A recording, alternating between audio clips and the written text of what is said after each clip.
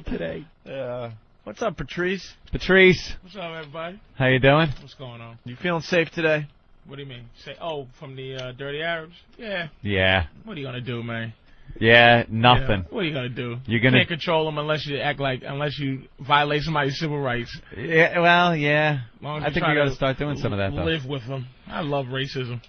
I want white people to be racist against me so I can be racist against everybody else. I don't want to stop it. We were talking about that earlier, though. The whole white-black thing, black-white thing, however you want to say it, it's been knocked down again. Well, now we're all friends again. Well, not really, because I was listening to you guys complain about electronics, and that's just something niggas just don't do, is sit around and go, customer service. I bought a light bulb that said 10 years. It only lasted 8.6, so I called you bunch of dicks. I couldn't believe y'all was in there talking about your computers with that much passion. Well, if you guys have a problem, you just steal a new one. That's what I'm saying. That's why I don't buy the warranty. I'm just gonna buy a new computer because black people already know what's going on with this. Are people still buying those warranties? White people. That is funny, though, man. He just, all of a sudden, he completely made me feel like a stupid whitey. Oh, my God. Because I'm in there, and I know he's looking in the window, and my arms are flailing. I'm like, I can't get him on the phone line. Customer service, damn it, my arms are flailing. I'm just looking at you going, is Anthony getting crazy over Dell computer? And let me tell you another thing, man. India, you call it laziness, but black people call it healthy paranoia. We do not believe in anything is going to be right. No. So it's like... So you just expect it. Oh, white entitlement is hilarious to listen to. And then check this out. And the Easy Pass. You know what? Black people have been saying for years, Easy Pass is it's a government scam because I was hearing it, but I couldn't hear it. I didn't have it loud out there. Yeah. But black people for years have been saying Easy Pass, it tracks your movements. So you go through the Holland, and then the next Easy Pass, if you get there quicker than the speed limit between each thing, you get a goddamn ticket in the mail. But they're not doing that. Well, I don't know. They can do it. I don't have Easy Pass. And it's not the Easy Pass that's getting the black guys the tickets. It's those ankle bracelets.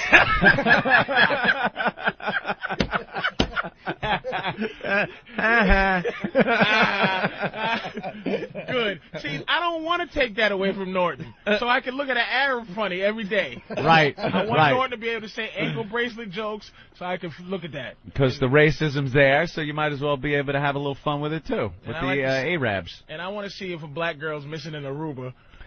What's going to happen? We admitted that. We admitted that one. I don't know how many times I've pointed out the fact that when a little white girl goes missing, they put out the Amber Alerts, and it's insane. People go crazy. The pictures all over the paper. And you barely ever hear a poor little black girl that's been kidnapped, 8 years old or something like that. Oh, that little niglet runaway? Little niglet ran away. God damn it. There was a great... And you're right. No one really seems to care There as was much. a great black-white story. Remember the grandma that was giving birth, the oldest woman to give birth? Yeah. She was 60-something. And then the following day, they found a black lady. Same fucking thing. She got maybe a mention. Old and the other lady, old slave hoe. Old slave hoe still popping out them babies. And the white grandma, she was on every morning news program. Oh my goodness, her white uterus is still working. It's beautiful, you motherfucker. And then there was a black grandma, and this is all you heard. Yeah, what? Nothing. Black granny? Yeah, whatever. And I'm sure black people are getting bitten by the sharks, but we're not going to hear about it. No one cares. No one cares. And it's no big deal. That's the thing. I don't even get into this whole thing. I don't care anymore. Yeah. The world is so effed up right now where you go, who cares? Just like F1 fighters finding this little white girl. You know she's not dead. She's somewhere else. How did those three idiots do what they did and then hide her in secret caves, places that the Aruban people don't even know about? It's a pretty small island. Stop. Yeah. Stop. You know what I mean? Give me a break with that. You think she's alive somewhere? She's somewhere, but she's fucking. Do you think she's down now? She got a taste of some dreadlock balls and she can't stop. She can't stop herself. There were actually 2 black guys that went down to one of the islands and got murdered down there. And you barely heard anything about it. Barely. And it wasn't, barely nothing? You didn't hear anything? Nothing about Yeah. it. News to me. 2 guys, went down there. And you got murdered, and you really didn't hear anything about it. What's your take on the Howard Beach thing? Look, man. We've been talking about that story for a little over a week now. I mean, for the rest of the country, basically, a few brothers were in a... 3 black guys wandered into Howard Beach looking to steal a car, and a white guy driving around in his Escalade kind of got in some kind of a eyeball altercation. This guy, Fat Nick, got a couple of his buddies and a baseball bat, went after him, got one of the guys, beat him over the head, put him in the hospital with a fractured skull, and now he's up on hate crime charges. Let me ask white people this. Let me ask you this. I think you, by the way, going to be surprised the angle we took on the Howard Beach thing. Do you get embarrassed when you think it's getting better? Do white people go, I think it's in your white world, you go, things are getting so much better. And then you hear this, you go, oh my God, I thought everything was... But everything was good. I didn't think niggas were getting beat with bats anymore. This is not... No, it's like not a surprise. I'm not delusional. I know shit ain't getting any better than it was. People's feelings haven't changed. Laws have been put in place that make it harder to be racist. That's all. That's what it is. It's legislated. It's not. Yeah, it's legislated. Like that's making racism go away. No, there's still black guys that hate white guys. There's still white guys that hate black guys. But I think it's something we do. I think it's something we like to do. You know what I'm saying? I it's just think basic it's enjoyment. animal nature. People enjoy, like animals. People enjoy hanging out with their own people more than they do other people's people. That's why you'll have white guys with black friends, black guys, white friends, like that. But for the most part, when you're going out, it's like you're usually with your own people. You don't want some conglomerated, mulatto, mongrel group of friends.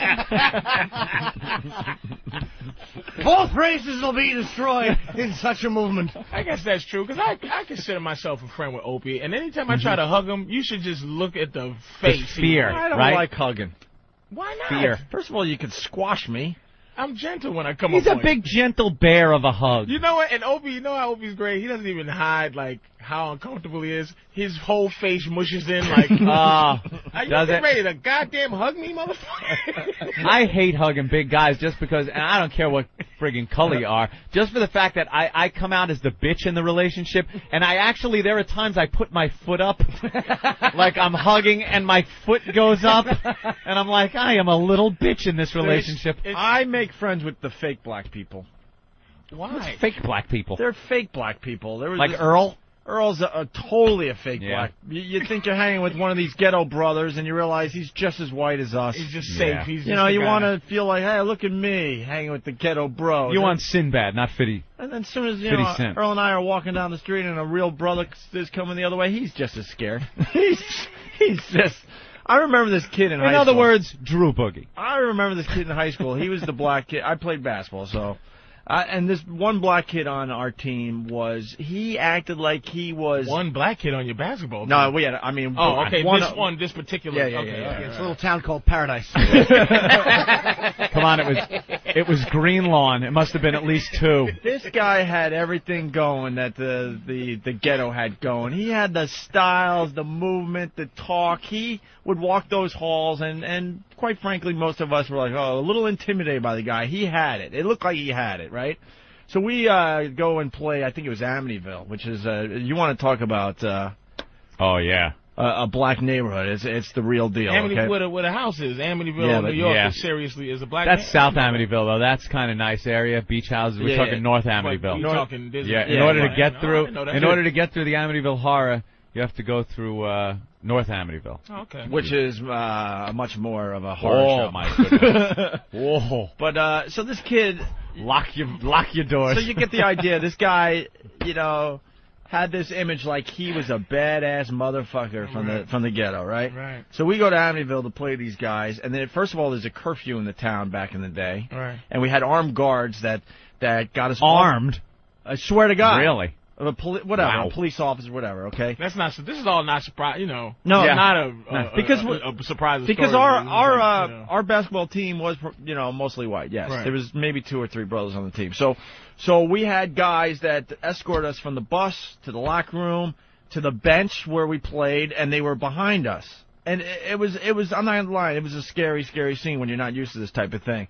And this guy that was supposed to be the badass guy from the ghetto was just as scared as us, and that's when I realized there's black guys and there's fake black guys. Amityville High School guys were in their 30s. I'm in the Oh middle. yeah, they all had full beards and dunking over us. The game was over after the first quarter, but we still had to play 3 more quarters. It was just, what a nightmare. I didn't become And that friends. kid was on the bench just as scared, getting a little closer to us. I'm like, man, you've been a phony all these years. Well, he's not a phone. It's just there's levels to it, man. It's like I grew up in one of the toughest parts of that, but I was always I was a clown, man. I was a chubby clown, but I knew how to play basketball and I was funny. So the dudes that were gangsters didn't mess with me, you know what I mean? But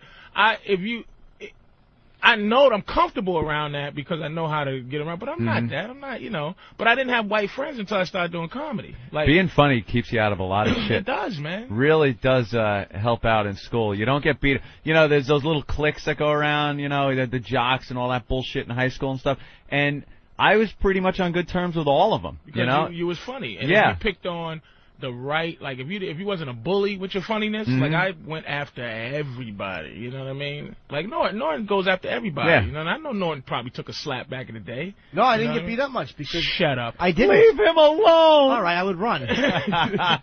But just interrupt me for 1 second. I used to wear Kangos, because I was in that awful phase. And I was going to get a drink of water, and this tough black kid from like a real awful neighborhood who had moved in, cut in front of me, and just kind of moved me. And I was like, all right, go ahead.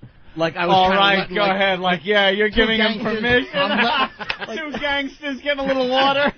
Go ahead, homeboy. I know you thirsty. My face is getting hot just thinking about that. Oh, yeah, go ahead. When Orlando took my Kango off, and I turn around and snap. He goes, "You want to fight me?" And I'm like, "If you want to look at my hat, just ask." Just ask. Can't you see Norton in high school with his golf gloves, up to the forearm Gothic gloves, and his dumb black T-shirts? I just saw a video last night that you just remind me of. I want to bring up on the show today. Okay, there was a black guy harassing this white guy and his chick. Classic scene. Yeah. Like, what are you going to do? The whole black thing going down, right? Intimidating. And you're watching this video. Maybe Steve has it on FoundryMusic.com, or we can get it up there immediately. Someone sent it to me. And the guy looks like he's going to get the shit kicked out. And then there's other homies around like, yeah, man, just losing it. Sorry, but whatever. You see how he stood up? Something happened to Opie. I'm going to find out what it was. I'm dedicated to my art. So.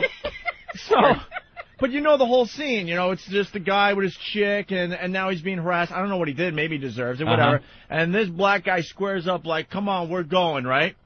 And you're feeling bad for the guy in the video. All of a sudden, the guy goes into one of these deep Master Po karate stances. Oh, saw it. Knocked the motherfucker right out. Holy shit. The guy obviously was a third-degree black something, heavy duty, right? And now he's just doing the moves, and the black guy, slowly but surely, went from, like, not scared of anything to, like, very, intimidated. But now he can't be showed up, right? So now he's going to fight anyway, and you saw the result. Got knocked the fuck out. This guy took pretty much one punch and just slaughtered his friend had to drag him. His friend had to drag him across the street. Wait, is this the pimp? The pimp guy who got knocked out in the street? Yeah. Oh, yeah. Wait, that's a you pimp? Seen that? Yeah, he was a pimp. Yes, he was a pimp. But the best part of that is how the black guy was so intimidating, and you felt so bad for the white guy, and all of a sudden he goes into this stance and like, oh my God, can you imagine? Chalk up one. I can't wait till all the you got the video? I can't wait till all the white guys get confidence from the story. Yeah. Oh no, I hope he's giving white people hope. No, hey, let me tell you something. All black guys are woofing. You can do it. It's not even a black-white thing. The point I'm going to make is you never know who you're going to fuck with, because this guy looked like he was obviously a very easy target. But then he's like, all right, I guess I got to go. He gets way down low and gets ready for the fight. I'm like, Master Po oh got my freckles. God. Yeah. Master Paul guy has freckles, you know what I mean? And you just don't know he could just break all your limbs, you know what I mean? Yeah, he'll kick your ass. He'll use like a broom handle. You can see he's a kook though. When you look at his eyes, Yeah, they're kind of like looking through you. You can kind Yeah. of see he's a problem. He's problem. He's a fucking sociopath on some level. You know, he's the type of person that bites 8 peoples in a Wendy's and just doesn't remember it. Maybe you could say people instead of peoples. Steve's getting the video, and he'll put it up on opieandanthony.com Well, can we see for it, the Steve? weekend. Where is it? Pot it up. You just need to see the first part where the chick and the guy, and you just feel bad for the guy, like, oh God, he's got to There defend. comes another beating, like the guy in the pizza place. Oh, that was awful. He's got to defend his girlfriend, and it's going to be ugly, but he's got to do, you know. And then when he goes into the karate stance, you're like, oh my God. He was like debating, do I really want to knock this guy Yeah, out look, or not? Yeah. Oh, that's not the one. That's not the one? No, man. Wow, are you kidding? Well, Oh, then that's look the at pimp this one. No. You'll enjoy this one then. See, there's a hoe is trying to hold her pimp back. Yeah. Because the guy now wants to go across the street and beat the crap out of this white guy. Right. So the hoe's trying to hold him back. Yeah, do the play-by-play. He rips his shirt off. Right. Now he's a shirtless pimp. He walks up to the white guy. White guy is eyeing him up. And bam! Boom, boy! Oh, wow. And he is down. He gave him one, like, back fist. Yeah. No, the one I'm talking about, it's a young white kid with his just girlfriend, not a hooker or anything. He gave him like a back fist or something. No, you got to see the other one, because what's Laid great him about out. the other one is the guy actually goes into the karate, stance, like, all right, He does. and you just. As you're watching this video, you're like, oh, man. Yeah, that one wasn't a You don't train have that hit. one yet? No. Damn it, I didn't save it. I just I'll assumed have to it look had for it. That was one. he squared off like he was going to punch him with his right. He just swung his left. He Yeah, backhanded him with his left. that was a strong get away from me. Yeah. But knocked his ass Wait, out. so karate move, yeah. Wait, let's go to Sean in New York. Sean? Hey, boys, how you doing? Hey. Hi. Hi, Pookie. Oh, my God, Sean, come on. Wait. Sometimes you got to just go with the flow. Let's go. Go. Hey, that video you're looking for is on big-boys.com. Oh, Big Boys, yeah. What's that website about? A lot of cool movies. You just go Oh, there and just download videos of horrors and atrocities and beatings and cool. car I wrecks. mean, it's like a fark.com for video clips. It's just fucking incredible. Awesome. Thank you, Sean. All right, later, boys. All right. Well, that sounds like a good website to check out, and we'll find the video on there, and we'll link it or What's do it what from? we do. Where did it take place? I don't know. What I don't kind know of the footage is it? Like, I don't know the history of it. The guy was just kind of walking with his girlfriend, and all of a sudden the black guy, for whatever reason, is harassing him, and then they square off. That's where I get all my fun videos, like the black guy in the pizza parlor that beat up the white guy, and the kid riding in the back of the what was he doing? He was opening the back car in the door. car door. He was in the car. He's opening the back door and hitting people on their bicycles with it. So he goes to do it one time, and the driver kind of swerves. He hangs out the door. He falls out. He's trying to hold on to the door and hits his head on a parked car bumper. It's phenomenal footage. Fantastic. Better than the Zapruder film. Fantastic. That's on Ogrish. You can go to Ogrish and get that. And it's Yeah, probably like on, I don't want to go to Ogre. Nah. That's Do a you little too find much. that you when you get an older man that you can't watch? I can't. Oh, yeah. I used to be able to watch a beheading. No, I can't or, watch that like, shit anymore. crossing my legs, eating. Nope. No. Can't raw watch meat. the beheadings. No. Can't watch them. It's just I think you get closer to God when you just get older for It's some reason. too I don't much know to what it watch. is. I can't watch somebody in that much agony. I just can't do it. Can't do it. Did you see the WWF last night or WWE What? No. last night? Oh, the dude in the beginning, because of the London thing, they go due to tonight's due to the London tragedy in London, tonight's episode of Raw is going to be, or tonight's episode of SmackDown is going to be parental guys, right? So they have a character like a terrorist character, Oh, jeez. Muhammad whatever. Of course. So he's fighting the Undertaker. So he has this lackey guy who always kind of talks for him. He's going, so they made him fight the Undertaker. So the Undertaker beats him up in 7 seconds. So the guy says to his friend before he goes out, he goes, look, if you do this, you will be rewarded by Allah, right? So after the Undertaker beat him up, the dude gets on his knees and starts praying, right? Allah, and about 6 mass terrorist dudes come out and beat the shit. They beat up the Undertaker, right? It terrorize him. And then the beat up guy in the ring that the Undertaker beat up, they carry him out as if he's a martyr in Afghanistan or whatever the case may be. I'm like, they went through an entire, like, it was a whole skit. Insane? That's what it was. I'm watching it and I think stuff like that's hilarious. But I'm going, oh my God, a little tasteless. I'm like, are they, it was like the terrorists do. And if you watch any of them dudes, the beheading, those dudes, they came dressed just like those dudes. And beat up the Undertaker, did his, every time they hit him, they would pray. And I think Vince is getting desperate at this point. That's not, whoa. And I love stuff, but I just was like, oh. Yeah, you're gonna like, But when I wrote for them, they used to have a character, this Indian dude. Vince is a cold dude, man, and he had this Indian dude. Yeah, we never talked to you about that. I think Jimmy brought it up or something. You used to fly around with Vince McMahon or something? In a Learjet. In a Learjet and write for WWF? Right for WWF. And Vince McMahon, there's 3 people I've met in my life. You probably can name them, people in your life where you met and you lost your manness. Like you try to go, hey, what's happening? Hey, good to see you, Michael Jackson. Nice talking to you. But there's some people you meet and you're just in complete. Yeah, because we're all meeting Michael Jackson. Jesus. But you know what I'm saying? Holy shit. Yeah, that's a great example though. But there's people like if you meet Michael Jackson, would you be? You've been in the business long enough where you go, I don't know. Someone like Michael Jackson, he's like uber famous. I think I would be starstruck. A little bit. Yeah, without a doubt. Fair enough. I don't typically get starstruck, but I mean, I probably would with him. Shut up, Mr. Pictures with everybody. You're starstruck. I was starstruck when you walked in. Yeah, I had a little of that actually. Thank you, just a little bit. I was like, tickle in your stomach. I saw him on Tough Crowd. But it's like I met a few people, like maybe 3 or 4, where I go, oh boy. I was at his house in Stanford writing. Wow. They were rewriting, and he just comes out, hello, Patrice, and in his jumpsuit and his everything, and I just was like, oh my God, I was like, like a little girl, like, hey, hi, Mr.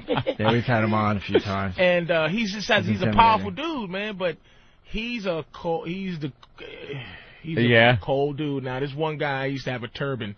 He goes in and none of the wrestlers talk to him personally, except for the big guys. Like I'm on a plane with like Triple H.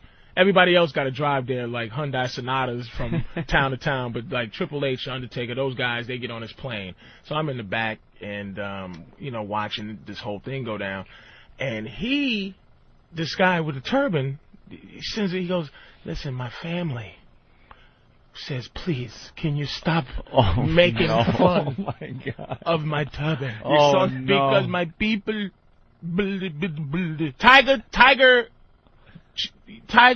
Ali Singh. Tiger Ali Singh. He's like, please, don't make fun of the... He goes, shut up and put on a turban. Please, my people. I beg you. Put on the turban.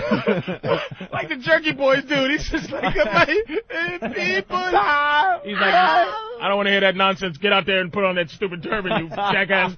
It was like, oh my God. That's great. Oh, there's the clip from WWE last night. By the way, someone's pointing out the shit out of. Someone's pointing out that they taped this on Tuesday, so it's a huge coincidence that. Really? Yeah, that the bombings were yesterday. Yeah, they're choking him dressed in there. We're cutting a Christian man's head off. Yeah, but watch how they take the other dude away. Yeah. Like he's the martyr. Yeah. It was brutal. And I think anything is funny, man. But I was like, this is not good. They even lifted his hair, like his head, like the way... Saw that they lifted the Undertaker's head. I'm telling you, it was brutal. They're thinking, man. That's a touchy subject. That is a touchy subject. Hey, to reenact a beheading in a wrestling ring. Yeah.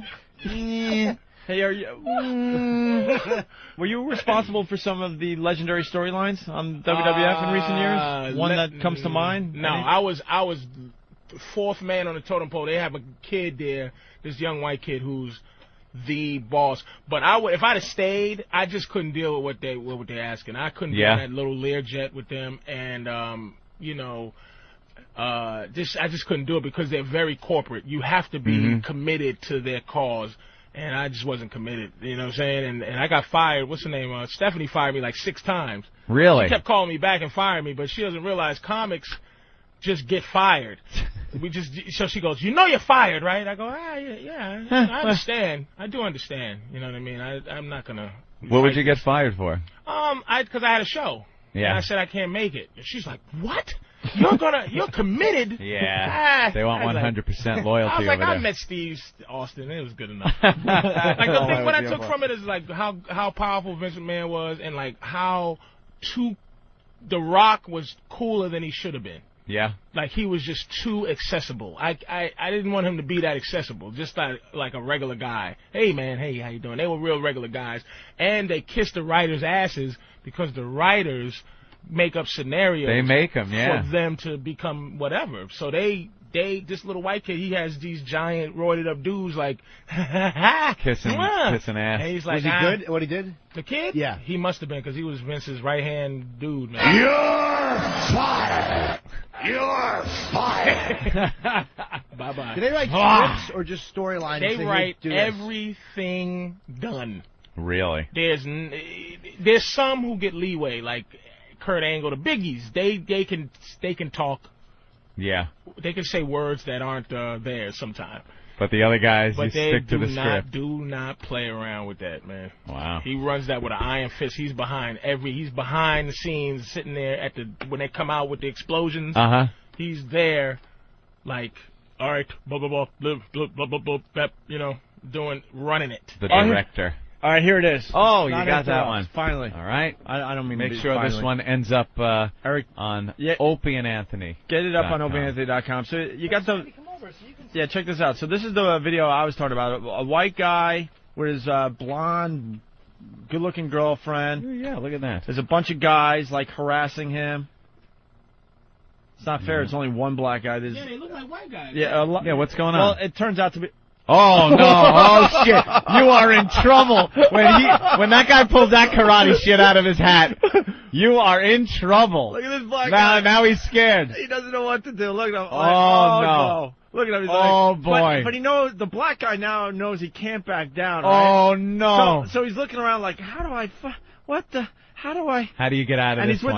He's with his boys. That I'm sorry, I apologize. It looks like well, maybe there's another black. Is he black? Is he black, Opie? He's not even black, Opie. You. Come on, then Are you insane? This guy's black. This is It looks like a skinhead. He's light skinned black. This is Look at this guy. Sure about that? Look at this guy. He's in major karate mode now. This guy's though. not black. Now watch. He's like, all right, well, I gotta do something. Black guy attempts to throw a punch. Is he gonna try? He's trying to get in there, and watch this, Ant. Oh no! Watch this. He took a little jab at him. Yeah, that's it. Look at this guy knows how to fight. Look at his arms going. Oh my God! That guy knows how to fight. Wow! His arms were flailing. Like he didn't know what he was doing, but everything was very calculated. Get that up on opieandanthony.com. See how good this guy really is. If he's a bum. That guy was deflecting everything, and then just saw an opening and punched that guy right in the head. Was he black, that guy? That guy was white. That guy was white as wasn't black. snow, Opie. Jesus, Opie. I was Opie. expecting the rifts to be surrounded. They don't have to be as dark as Patrice to be considered black. He was like Eric Church. He was There wasn't even another black guy in the crowd. There was no black people there. There was like suburban houses in the This is background. nothing. He was doing black stuff. That's what he was doing. Yeah.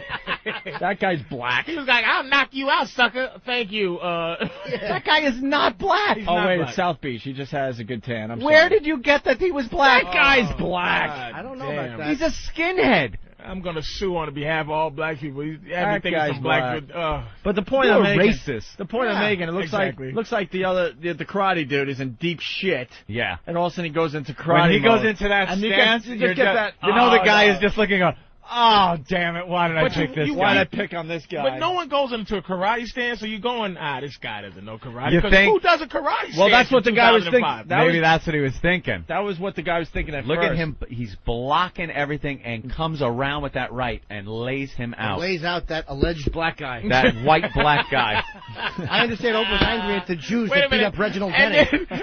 then Opie, who emphasizes the black guy, then he did a perfect white get out of it. Anyway, my point is, All right. my point is that he got knocked out like a nigga. That was a white guy. A white guy, get out of it. All right, It's a nice, bright, sunny suburban day. Look, you know what? I'm not going to take this abuse. Get a poll up on opieandandanthony.com with the video, and we'll have the results on Monday. Of who, if he's black Man. or not. Oh, yeah. I want to know what style that was. That would have been interesting. That was. Oh, that was We great. should ask Master Poe. That was. But a it was just very interesting. showboating. It really, I know, it was very interesting to see the guy going from, oh my God, this poor guy, to holy great shit, is this that? guy's got what it How takes. great to know that type of shit where you can get into that stance and just go, all right, come on, motherfucker. Come on. Another reason he wasn't black. Yeah. Let's be honest. That no guns. Right. See, Black people you do get the not karate do stance? that anymore. And his boys would have not stood. His boys would have shot him Right. in his back. Yep. Well, Rick's on the line. Rick? Yeah, what's going on, guys? Hey. Rick. How's my favorite little Jimmy Norton doing? Okay. Get to the point, you fucking asshole. Please, Rick. You guys, Right on. sometimes you guys got to understand, you have to get right to the point. Other times, we could fuck around a little bit. Right. The guy he's fighting is not black. He's a fucking beaner. If you look at Mexican? him, he has skinny little shorts with his socks He's pulled not up. black. The guy in the red You shirt Mexican? gets a big wide foot stance. I don't think he was. I don't think he was Parking lot. Mexican either. I think he was a white boy because white guys. That happens with white guys. That guy would never feel comfortable enough getting in a karate stance when there's that many black dudes around that's harassing. Yeah. Because, Well, see, you know, the I don't guy- care the how guy good who you are looked at at karate. his friends around, That gun comes out. Somebody's gonna get stabbed It's over, or Johnny. shot. Period. Right. Well, that was a suburban, like they were just guys that go to like a suburban. Now you can look at the houses in the background. That wasn't like a bad neighborhood. Nobody would feel that comfortable in Harlem getting in the karate stance like that. Right. No white guy on planet. He would have said, "Look, I know karate, please," or I have a cell phone and I know numbers. Let's go to Brian in Philly. Brian? Hey, I just wanted to say that that white guy went into battle mode, punching out. Damn it. Right? I mean, it's fine and dandy to call the show and go, hey, Ope, hey, Anth, hi, Jimmy, something like that. Fine. But it's the guys that call up and go, hi, Buttercup, and then wait. They wait for a response and then go, all right, what I wanted to say, get to the point. Just Say plow hi through to the it. show and get to your But the point. point I'm going to make this times where that makes sense. You Of gotta course. know the rhythm of the show. Sometimes Right. we're lazy, slow, suck, have fun. But then there's times where we're rocking. Let's go. You got to help us and keep us going here. Hi, awful honey puss. Hi, Ope, hi, Aunt, hi, how you doing? Hi, Jimmy, little sugar tits. That's like that's like being on a highway 70, 75 miles an hour, and for no reason whatsoever, you just decide to go down to 40. Yeah, right, for nothing. And then you go back up to 70, If 75. we're all driving at 40, join us at 40. Right, if we're going 75, 80, let's go. You know, to Let's be honest move. with Stay you, with traffic. Yes. I'm pretty savvy in the business, but I don't know if I would know how to come in and stick with the rhythm. I might call in and not even know what the rhythm is. Well, then we only want professional callers. only one pro These callers. dopes that fucking... That's a lot, man. Y'all dig it. can't intricate keep there. up. Keep up with the rhythm, I'm stupid. pulling up on this guy's bumper at 40 miles an Yeah, hour. exactly. I'm speeding along. All right, Patrice O'Neill in studio today doing a great We job. want to find out what happened to Keith. Yeah, we will. Well, There let's you take go. a quick break. We all have to take leaks. When and he's stuff, supposed to be here, too? Yeah, Keith is, I talked to him this morning. He wasn't, he's handling business. Business. He handles his family's business. Keith is the patriarch. The right? patriarch The patriarch of the his Robinson clan? Of the clan, man. He has to run business. Yeah. He keeps it Does he have going. something going on, or is he just being Keith? Nah, I believe him, man. I know Nothing when else? Keith is lying, Yeah. Right. when he's just like, I can't, robble, when he's not robble, robble, but he wasn't. He was, you can hear he had something on his mind or whatever. But no one cares. He's still stupid. He should live in New York. So when he has things on his mind, he can come into the radio station. He's in Philly. He's an ass. All right, here we go. Hey, Poe, what do you think? Yeah, Master what's Poe your is take, studying the video. Poe, have you seen the whole thing? Is he black or white? Well, He's Master Poe. That's that. Poe, did you see the guy go into stance? Yeah, and you wouldn't do that in as he was saying, in a bad neighborhood, because they'll just break your leg. Someone that knows how to fight, they'll just crack your leg right in half. Really? Yeah, nobody I don't does know. That seems like his leg is outstretched pretty Do far. you watch the UFC?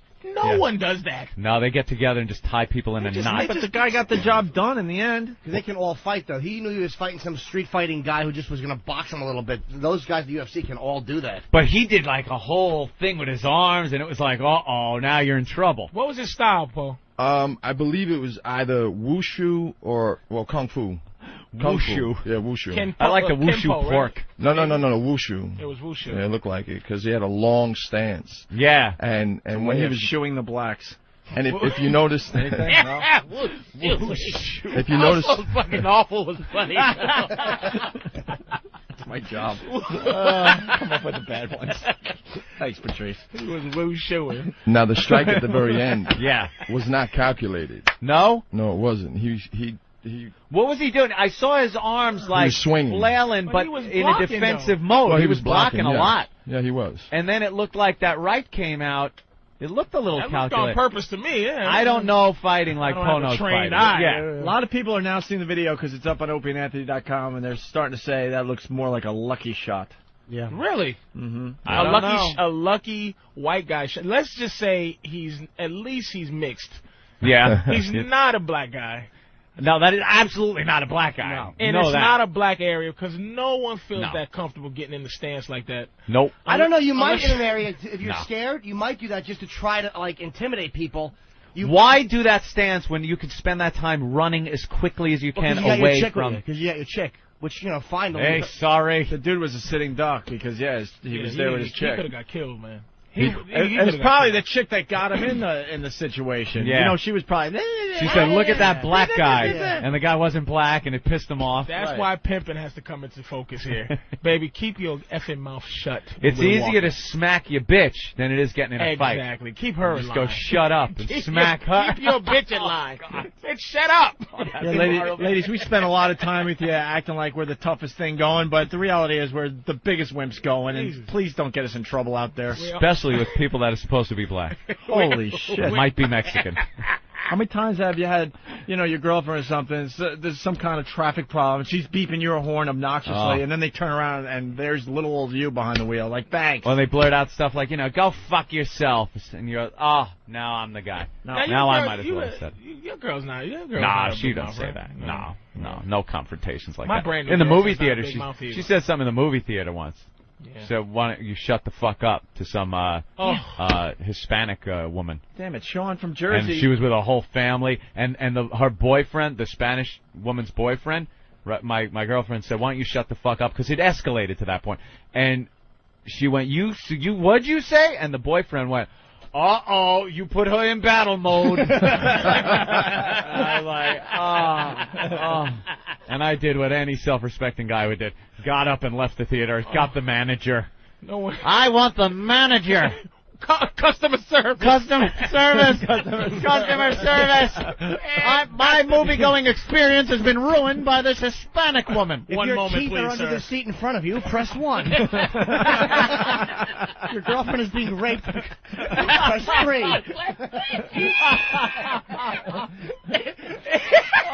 If you know the rape you like to see. The movie theater owner, the manager, put me in another theater. The movie that I was watching, I was about half an hour into, I think it was Mission Impossible 2. And another Mission Impossible 2 was starting at a theater next to this one. So he moved me into that theater, and that theater was just full of scared white people that were chased out of the other theater. We're all just looking at each other with no self-respect. Is that Tom Cruise? Tom Cruise? That's what was happening. Oh, he looked fine. Uh-oh. That's all I was hearing. That happened in Water Worlds. I just saw Water Worlds. Really? Uh-oh, watch out. Watch out. Oh, here it comes. Uh-oh, you better watch. Oh, he gone now. Where they come from? Right out the ground? Oh, boy. right out the ground. Please don't be a stereotype, little girl. Getting some of the ringtones going on the phones. Oh God! Don't fuck. Because black guys don't even talk in the theater no more. We handle quick. It's a quick. Yo, watch the movie. But girls, black And parrots. Don't. Girl, And don't say a fucking word about it. you for a white boy. We're gonna rewind back to that video. We got Sean in Jersey. Sean, go ahead. Hey guys, I just saw the video. Actually, his technique is called coon shoe. Oh, you. That's the whole. That was the obvious line, though. That's why I want white people to be able to do that for the rest of their life so I can be racist. Thank you, sir. Coon shoe. Coon foo. Coon foo. You know, the talking in the theaters has to stop because a few years ago, when I saw Stardust Memories at the Magic Johnson Theater, it was amazing how much talking was going on.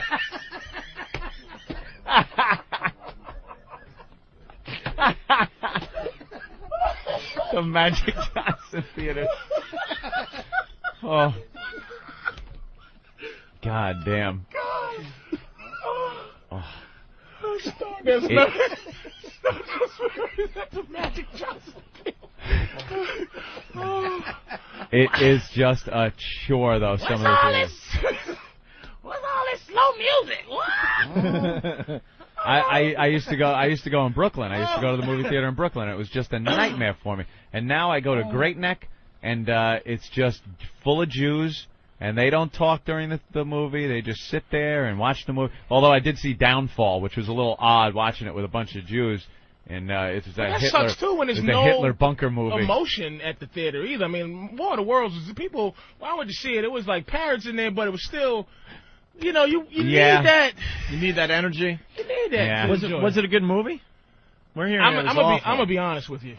Mm-hmm. It was two movies. The greatest movie I ever saw in that particular alien thing, better than anything, and the worst movie I ever saw because of that Dakota Fanning. I've never wished a child was killed in a movie before. You don't like the little Dakota Fanning? She made me sick.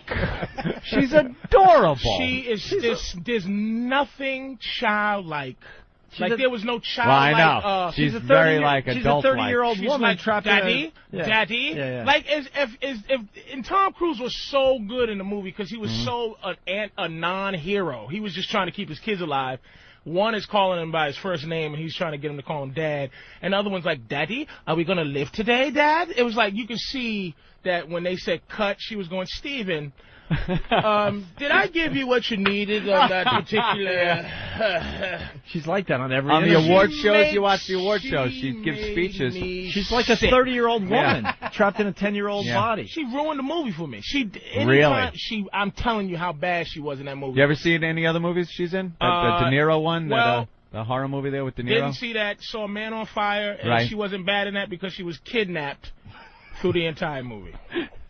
Yeah. I've never wished a kid was like, please.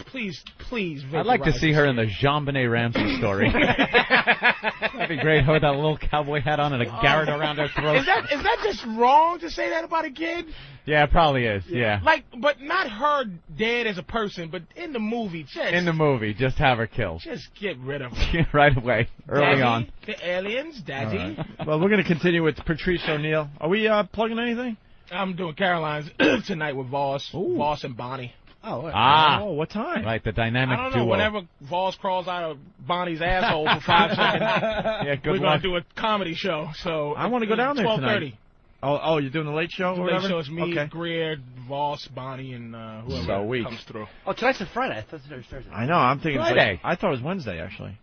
Oh, wow. Wednesday? Yeah, because we had a couple of days off. Well, that was good. We'll go to break with the Stephen Lynch song that kind of makes sense now, I guess. It does? It's a song about liking black chicks, basically. Song for every occasion. Actually, I'm actually enjoying Norton's intro music to his shows, man. It's like my new favorite. Oh, did you get it? Yeah. Oh, man. It used to be, Iron Man, but now it's like Norton's intro. I love that song, man. It's National Acrobat off Sabbath, Bloody Sabbath. Of course, it's Sabbath. Yes. But it has a beat to it. This song is, as soon as you cut out the, Metallica. Metallica. You like that? Yeah, white guys rule. We got lots going on here. Patrice O'Neill in studio. Yeah. What the hell were we yapping about off the air? The water thing? You want to go down Oh, my God, that was pretty interesting, actually. You got it, because I can't imagine that type of mindset where some guy is telling you this and he's serious. So I do a show. It's a private show. It's not for Michael Dell. It's for his money managers who are super rich, and they get I think, because It's a corporate gig, basically. It was a corporate gig, and they were learning about me. They were asking me black questions. What's it like to like an exchange program. Yeah. Wow. They get people like Patrice to entertain them in between their meetings and Oh stuff. no, they had as in a room entertaining 20 people. Blinded by the light. What group is that? Steve Miller Band. But they had them in a Really? room playing their music in front of 20 rich people. When you're all multi-gazillionaires and you have a little party for yourself, you don't just get some wedding band you get like Steve Miller. You just pop them in a room. It's God. With the Christmas party. Well, the Christmas party was funny, but that was because Well, tell that really fast. And then Bradley Delp, the singer from Boston. Remember the band Boston? One of the biggest bands, one of the biggest albums of all time, that first one. Boston. And he was playing Beatles. He was playing Beatle covers in a Beatle cover band for our radio station's Christmas party up in Boston. So he's playing. This guy was selling out arenas in the 70s, had one of the biggest albums ever. Fast forward a few years, and it's Aunt and I and the rest of the dopey DJs at the station with our dates watching him do Beatles songs. But should he in not front of have 100 been? people? Now, there's a difference between, you should be doing that and you shouldn't. It's like, okay, you see that show on NBC with all the old bands. We love that show. Yeah. It's like, hit me, baby, one more time. They should be.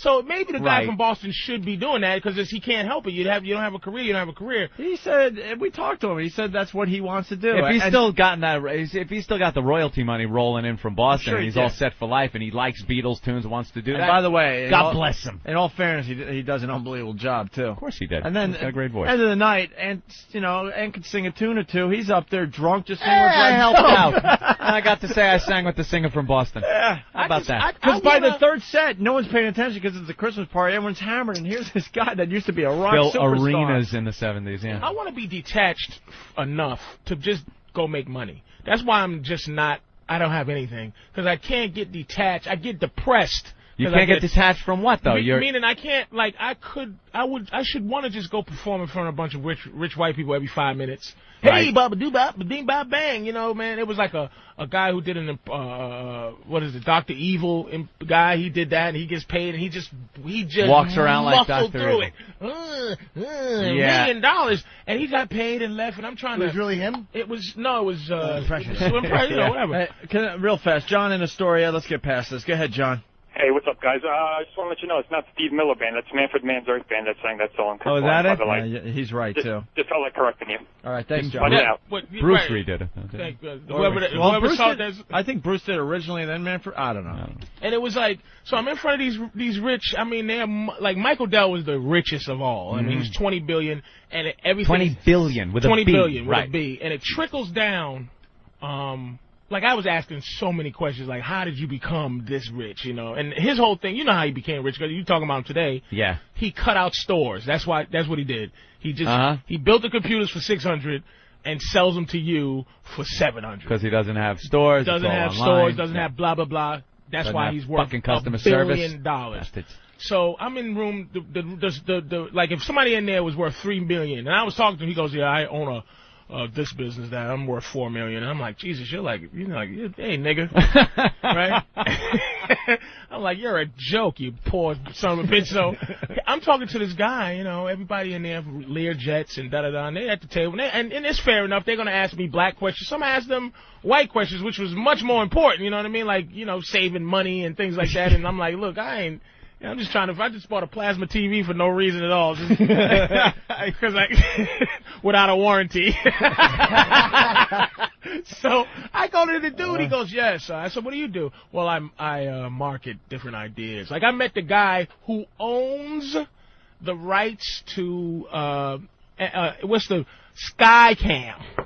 Really? He owns Skycam. The rights to Skycam. The idea of Skycam is his. So when any news agency goes to the Skycam, he's getting a check. That wire cam that flies around the NFL, and that he thing. Owns that. So I'm talking to guys like this. So the guy goes, one guy goes, yeah, market different ideas. I have an idea. We're marketing new water, marketed towards black people. And I go, oh, really? Yeah. I go, so I'm looking at him like waiting for his face to go, just vibe. Waiting Just for a boom, tickle, punchline or something. Nothing. He's dead serious, so he goes, yes, we're thinking about calling it H2Yo. And I go, I'll sue you right now, motherfucker. He looks at me, because I thought it was a joke. Right. He looks at me like, who invited this low-class motherfucker? Like it couldn't possibly be real. Like, H2Yo. Are you joke? I kept looking at him sideways. You know how you talk to somebody and they say something, and you need somebody else to look at to go, is this nigga joking? H2Yo, did you just say? And he was dead serious. And that's who I was like dealing with, man. It was just it was an unbelievable adventure. Yeah. Because those were the white people. When black people talk about white people, that's them. That's them. It's not like just the average guy. Right, walking on the street going to work or something. No, yeah. It's the guys like, who make decisions in life. $20 billion, man. Michael Dell can't go broke. That have no clue what's going on in the real world. He can't go broke. They said he's being sued by 40 people right now. It's just like he can't go broke. That's just business as usual, being sued by that many people. Unbelievable. It's like you cutting a check for the electric company or something. Yeah. That's it. But I like the idea of H2Yo. I think that's actually a big seller. H2Yo. He's going to market in Atlanta, and I'm sitting there going, man, are you serious, dude? Wow. Hey, he's dead serious. Is there a problem with? Like, I'm doing jokes. This is these people. I'm doing jokes. Like, hey, so what's with these goddamn Indians at the airport? I'm doing the Indian hacky, hey, and they're like looking like I know this is supposed to be funny, but and I look at him, I go, you motherfucker, y'all don't, no one here flies regular. Yeah. They all fly Learjet. They're so rich they don't even know. They don't know what an airport is. They don't understand what the inner workings of an airport. You should have said something like, "Don't you hate when the caviar tumbles off the cracker?" That's pretty interesting. Yeah, it was an unbelievable night. And the servant puts the salad fork on the inside. Hudla. And it seems like to us right now, it's like, oh yeah, that's, but it's like that. Yeah, it's really like that. What is it when you run out of toilet paper or anything human? They have not a clue. Like Michael Dell will come up to me, he was like, because they want to talk to a regular person, and he was talking to me, and I'm like, listen, do me a big favor. Don't try to be down to earth with me. Could you not do that? Can you just stay some type of untouchable billion? Don't put it this way. Don't try to be my friend and not give me $1 million. Right. If you're going to play that shit, cut me a check. Exactly. Do not try to be down to earth with me like a regular guy. Did he hook you up with a free computer at least? Nah, man. I'm looking at, what is that? No, it's not the water. It's just another H2Yo product. H2Yo. You mean he's going to be in court fighting for the name? But it's a cheap, 50 small, Cent and effective noisemaker. Vitamin water. You know that's really? 50 Cent. Really? Vitamin. Vitamin water. It's right? taking over the world, of course. That's 50 Cent. Wow. Like he needs more money too. He owns it. Wow. Jesus. Well, you got to give it to him. I guess it works. I hope I didn't mess it up for 50. Well, white people know they drinking this water. Yeah, right. Oh, my God. Yeah. 1 million spit takes just happened. What?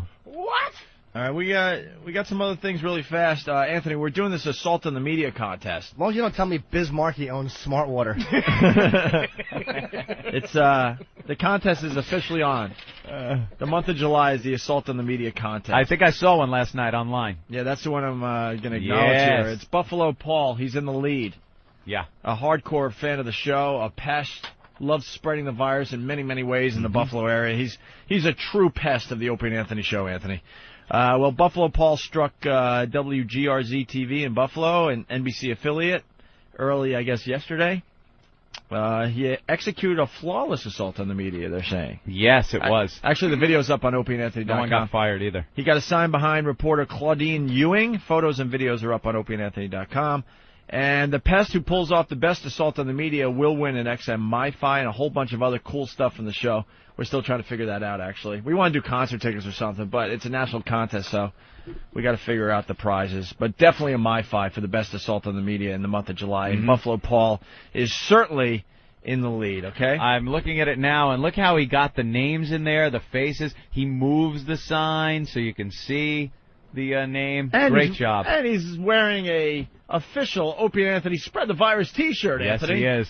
That you could get through my brother. That was a great assault. That link is also up on opieandanthony.com because my brother now has the Pest T-shirts as well. So Yes, Jimmy? isn't that great? That's What our is it? thing. We're So fucking crazy, man. Oh, that's Yeah. a sign? Everybody, I saw that in the news. Like everybody's like, Opie. So annoying. dude, that's our that's Just our thing. pests. Our thing, just to be annoying pests. Somebody stole my satellite radio, so I don't even know anything anymore. They stole your satellite? Yeah, radio? Oh, you broke got into my broken truck. Yeah. It got Opie's, too. Yeah, they Yeah. stole mine. It's a hot item, I guess, to steal. Jeez. What the hell are they going to do with it? It's subscriber-based. It's like who you... even They don't know what it is. They just see a little thing mounted. They figure it's a It looks, radar detector. I think they think it's a navigation system or something because Yeah. what can you really do with it if you steal it out of someone's truck? And then in other Opie and Anthony news, our old producer, good old Rick, has a new job. He does. And he's making the news and TV in San Francisco. Oh. Tsunami song producer to start Bay Area morning show Monday on Wild 94.9.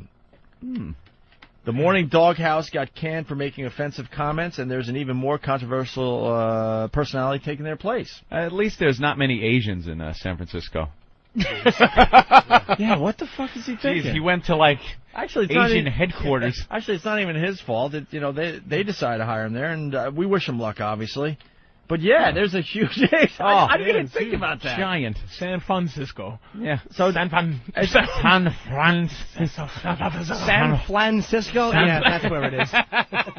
It's Yeah, Dad, to make him go all the way to San Francisco, man. Yeah, chased his ass all the way across But the country. but if he got kicked out of New York, Yeah.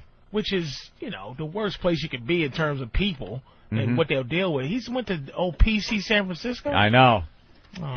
Oh, They're gonna love his friggin' gay songs and stuff. oh, poor Rick. I'm so gay, I'm so gay. Remember that one? we love that one. With his AIDS references and everything else. Oh, they'll love him there. So a lot of controversy. I think he's just hoping that all the people that listen don't have the strength to pick up the phone because they're having a bad day. Oh my God. Oh my God! I'd love to complain, but I'm just going to pet my dog and wait for my friend to come over. Oh my God! Little Sharpay they're laughing. Oh, he's gonna have a good time in San Francisco. By the way, Clay in Mississippi wants in. Go ahead, Clay. Hey, guys. Hey. Hey, I was just wondering if this H2O was going to be packaged as a 40. Here we go. I can't believe that a stereotypical cracker voice would make a It's like, I want air as a 40. You I can't jackass. believe. Are you Don't be- driving an Indy car while you're saying that, you dick? Dude, we got to get one caller from Alabama before you get out of here. God 'cause- damn, let me tell you. Goddamn, H2O. Oh, 40? Oh, you make it sound like a good. You got to hear the real people from Alabama. Here's one of Rick's songs, by the way. He's gonna be which one? He's going to be in the San Francisco market. All right, San Francisco, here's what you can expect from our own Rick Delgado. Why y'all doing that? His voice, his words.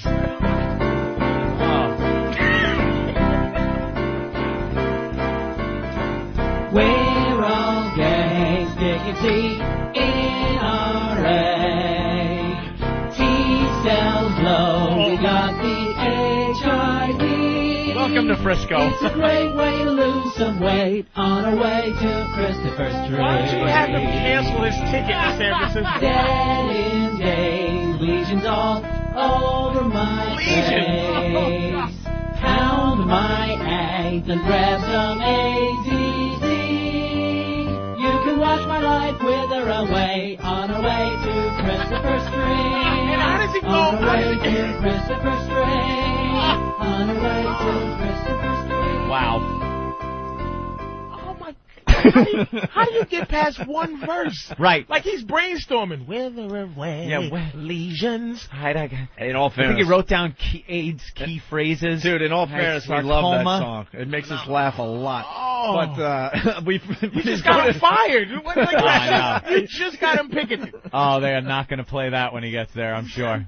Somebody is drawing a picket sign right now. knowing Rick though, he's the type of guy that'll start the show. He's With that. Is he going to be on the air? Or is he just producing? Or I don't know what the deal is, but he'll start with that thing and it's Yeah. okay. Hey, this is great. Play this. But anyway, it's big news in San Francisco and in the radio community, and I guess the news is all over in San Francisco. I got the story in front of me.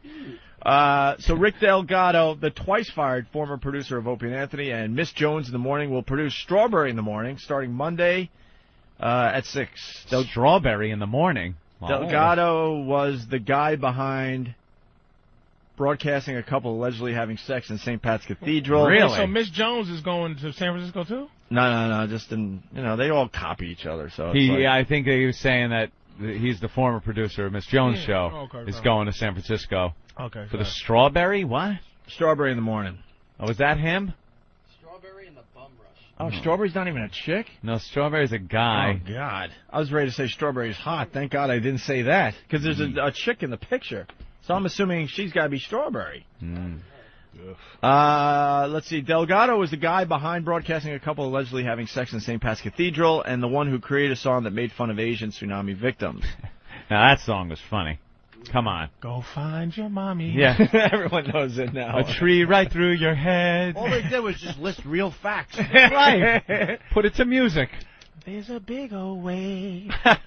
The mistake Getting ready to drown you, and you can't breathe because you're underwater, and your lungs are filled with stuff. The mistake he made was he had that song written, and the tragedy wasn't even 24 hours old. Oh, the second it happened. Wait a little while. Just go find your mommy. Child slavery. But what's the name? A double-decker bus. It just exploded. It just exploded in Liverpool Station. Screaming limeys coming out of the subway with blood on their faces. A mommy-less Christmas. Jesus, run, you limey, run. And Angelina Jolie is adopting all of those tsunami kids, by the way. Yeah, she's grabbing them all up. Jeez. Like they're going to be worth something. How about a black kid or something? Just something. Help out. Somebody American, third world American. Get a Puerto Rican. What is that, Strawberry? Yep. Yeah, this gets a little more interesting. The story, station exec Kim Bryant tells a story that explains why she made this controversial hire. Oh, she has to explain herself. Because a lot of people thought that Rick was not going to get hired ever Unhireable, just like us. She explains. The story comes from Clear Channel executive, Ed Cramp, whose father was hospitalized with a heart problem. Yeah. Cramp, because it's MPF, so Cramp? I think it's just Cramp.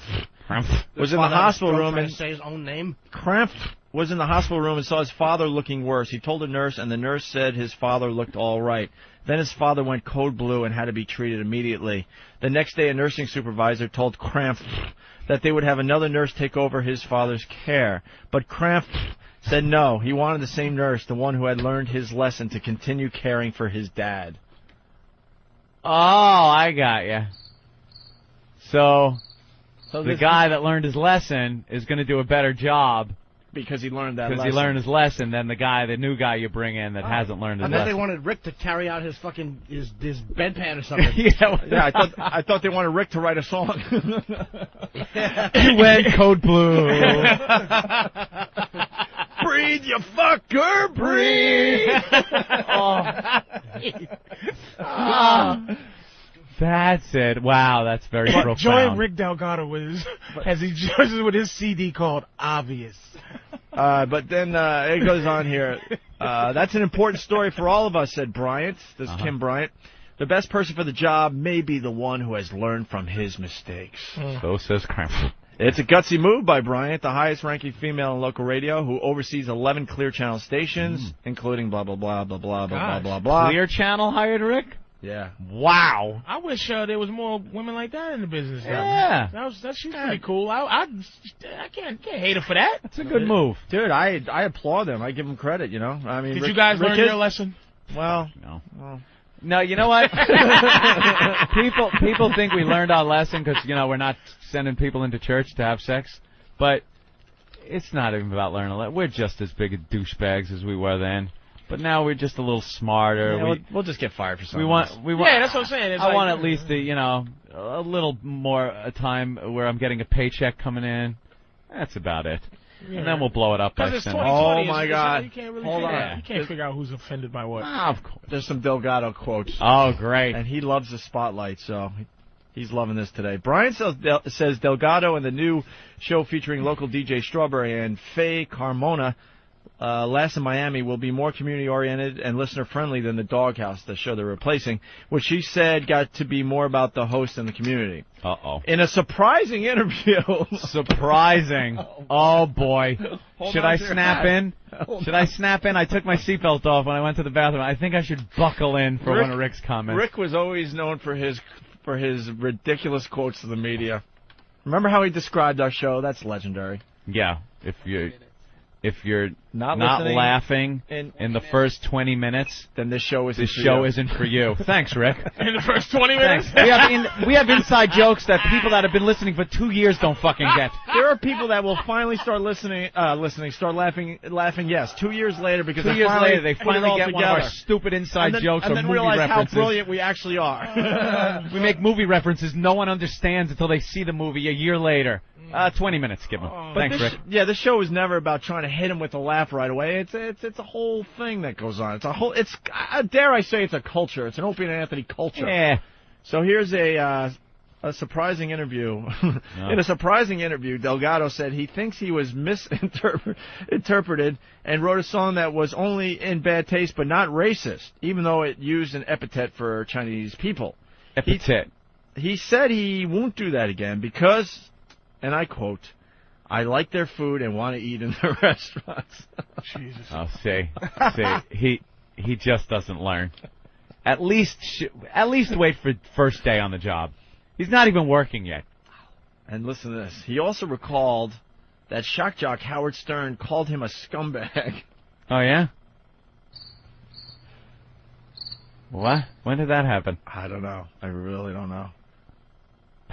I don't know how much that says, he added.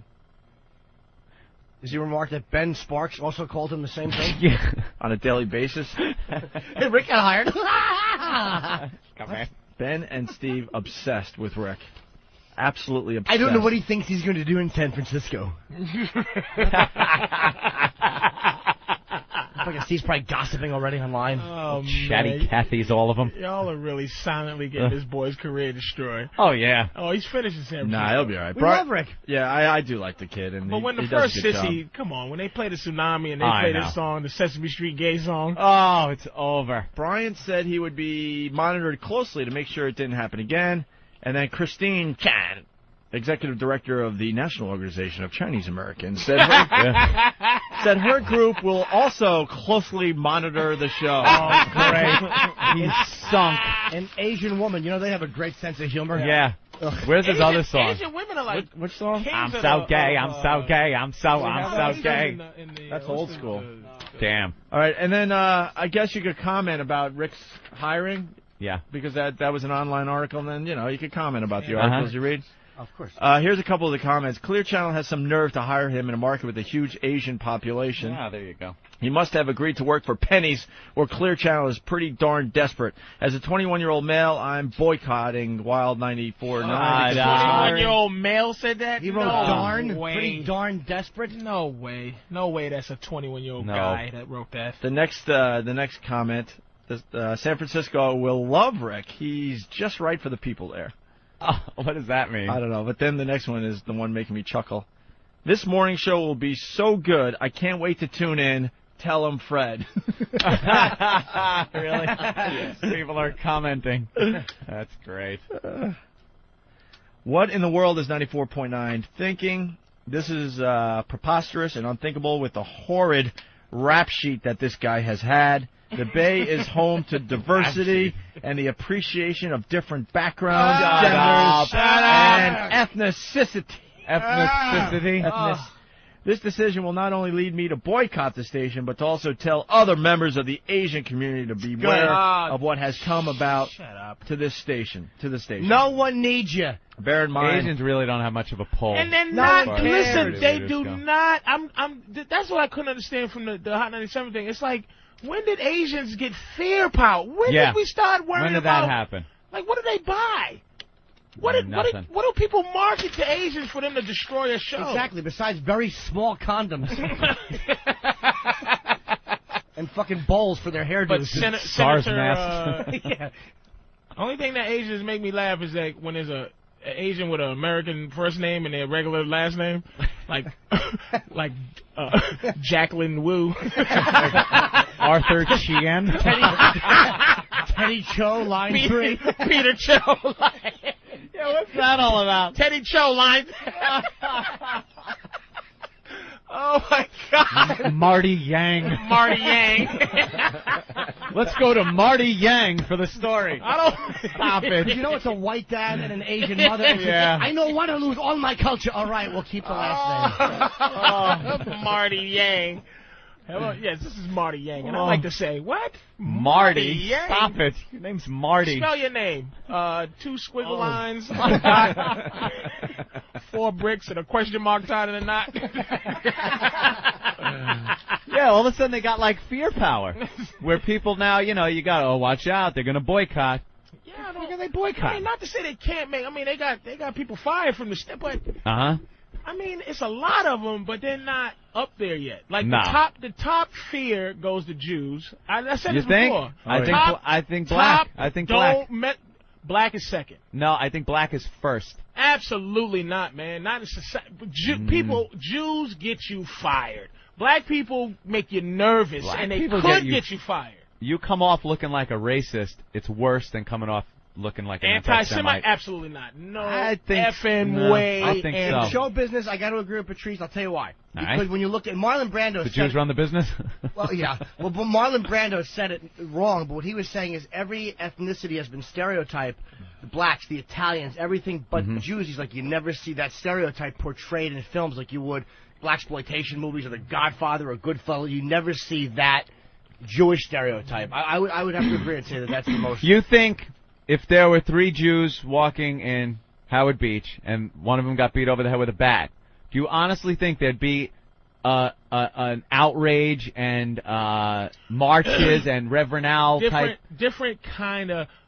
It's like black people are afraid of black people's You can marches. just stop right there. They're afraid about afraid of black people. as a group when we galvanize to not like something. Come in the neighborhood. They're afraid of Jews in terms of. Did he just say anti?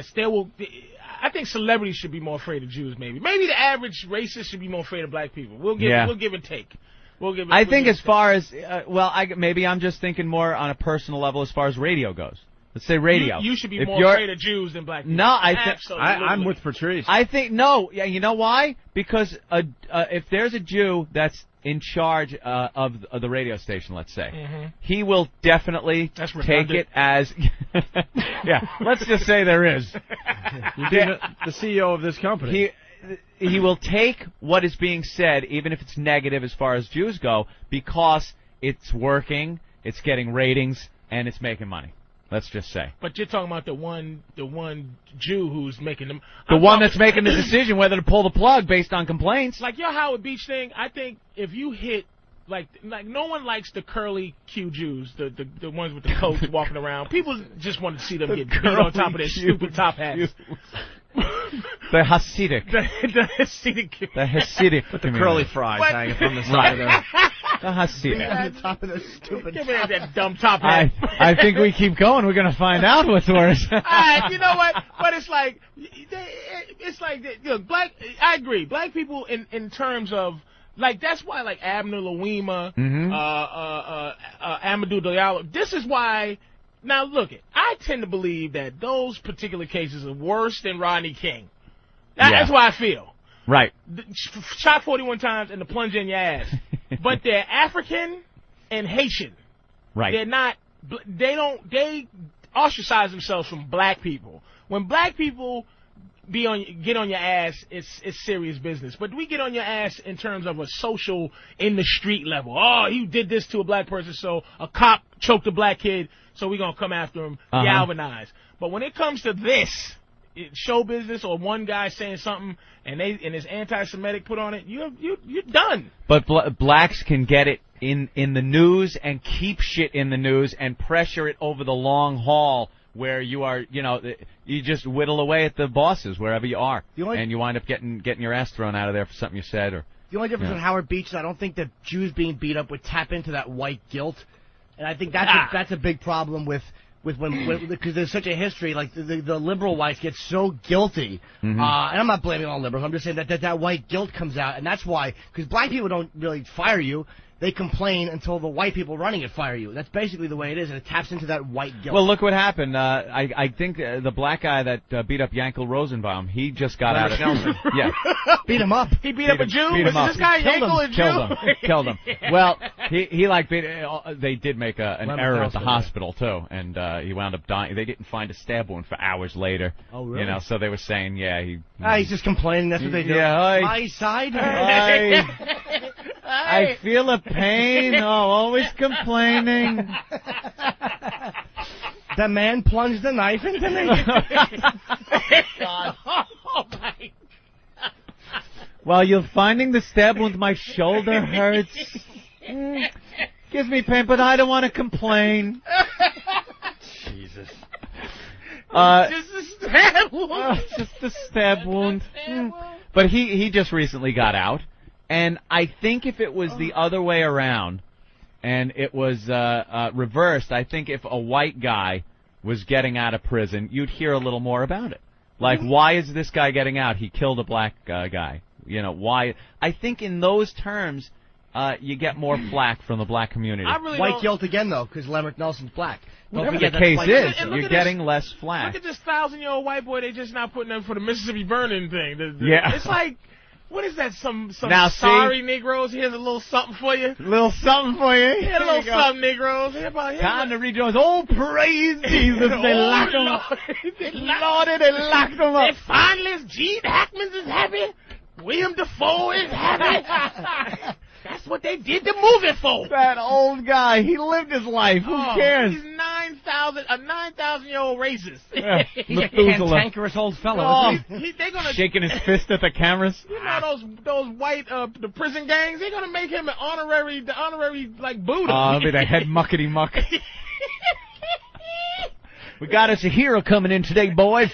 What would you have done in the 60s? Yeah. This nigga stole my goddamn pack of cigarettes. What would you have done in the 60s? We'd have burned that goddamn church down. Holy shit. Oh, what's this newfangled shanking you doing? Newfangled? What's this newfangled shanking? With a toothbrush, a sharpened toothbrush? Well, goddamn. We should have killed them goddamn 3 civil rights workers with a sharpened toothbrush. Oh. Well, thank you, gentlemen. I love when they put him in front of, like, a woman, black, Asian judge, too. They get, like, where you know he's just sitting there going, my life is in this goddamn mixed breed hands, goddamn. She gonna be the one send me off to prison? And you know he's so back in the 60s, he's like, all right, do you plead guilty? Guilty, I did it. Of course I killed them niggas and them 2 nigga lovers. You see, I made a movie. I was Michael Rooker. Remember the judge in Mississippi burning? These were caused by outside influences. We're not condoning them, mind you. Mind you. I played the Michael Rooker role. People think I was Stephen Dorff. I wasn't. You kill, would you, Frank? I wouldn't think about it no more than I would snapping a cat's neck. This is a private social club. Oh, my God. And ask them if they want to help save this country from the onslaught of integration. You know the system is they want to throw white children and colored children into the melting pot of integration, out of which will come a conglomerated, mulatto, mongrel class of people. Both races will be destroyed in such a movement. I, for one, under God, will die before I'll yield 1 inch to that kind of a movement. Yes, that's the best. That guy has some passion. And you know they're nodding their heads at each other. Haram. That was in 1965. It's like, okay, when did that stop? At what point did his children say to their children, hey, man, we can't be making those speeches, man. People are thinking the same thing today. You just can't get up on a soapbox, and you can't find a soapbox mind you. Mongrels. Mongrel race. They changed the word mongrel to rap music. Rap music. Damn rap music. Rappers. A mulatto Latino race. Oh, just horrible. Disgusting. There's more on Rick. How did we get there? That was actually Rick's clip. He's writing a song about it. They did a exclusive interview with Rick. Conglomerated mongrel race. Rick never really talked. Rick never talked to the media after the Tsunami song and getting fired. And he gave this newspaper an exclusive interview.